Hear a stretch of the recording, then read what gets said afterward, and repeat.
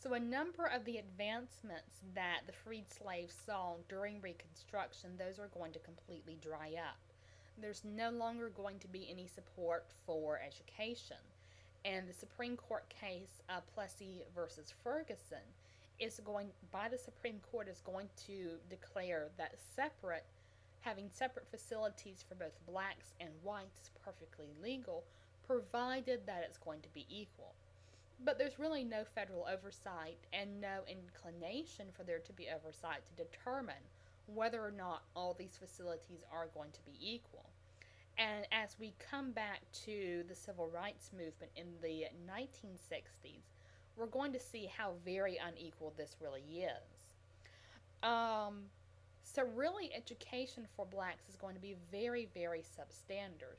And even their higher education really isn't going to be on the same par as white education. The growth of the agricultural and technical colleges are very, very different from the colleges that whites attend. There's really much more emphasis paid towards manual labor. So, this isn't even technical skills, industrial skills in terms of welding or steel or textile or anything like that that would definitely be useful in some of the major cities. This is all talking about manual labor and a lot of craftsmanship. So, very much trying to retain what the antebellum South, the South before the war was, although there are definitely going to be significant changes. And of course, then there's also the violence, the Ku Klux Klan and urban attacks that are going to help keep black influence out of public life.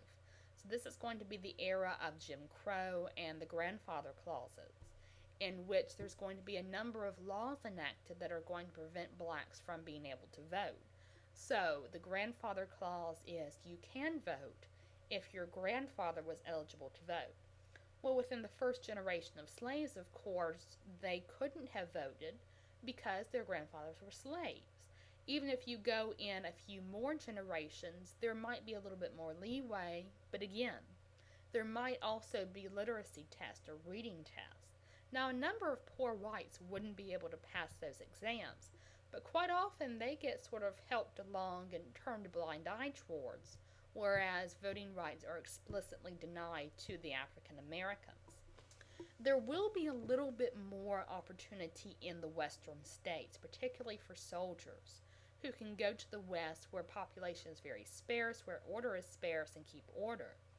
But compared to the oppression faced by the majority, this is very little in terms of a gain.